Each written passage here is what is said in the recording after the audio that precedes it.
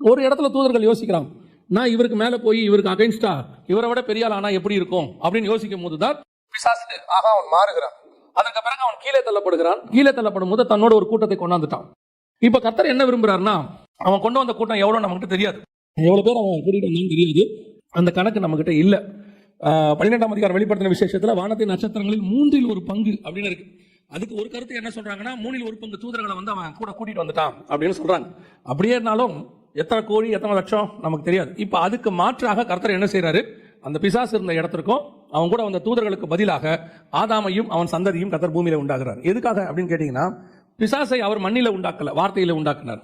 ஆனா மனுஷனை கர்த்தர் என்ன செய்யறாரு, மண்ணில உண்டாக்குறாரு. காரணம், என்னை விட குறைவான ஒரு தூதன் என்னோட இடத்துக்கு வர ஆசைப்பட்டபடினாலே அவனை விட குறைவாய் ஒருத்தனை உண்டாக்கி அவன் ஸ்தானத்துக்கு நான் கொண்டு வருவேன். அதனாலதான் மனுஷனை படைக்கும் போது வசனம் சொல்லுது, தேவ தூதரிலும் சற்று சிறியவனாக்கினார். எதுக்காக நம்மளை சிறியவனாக்கி இருக்கிறாருன்னா, நம்மளை அந்த இடத்துக்கு உருவாக்கி அவன் இடத்துக்கு கொண்டு போறதுக்கு தான் கர்த்தர் கொண்டு வந்தார். இதான் படைப்பினுடைய மிக முக்கியமான நோக்கம், மனுஷ படைப்பினுடைய நோக்கம்.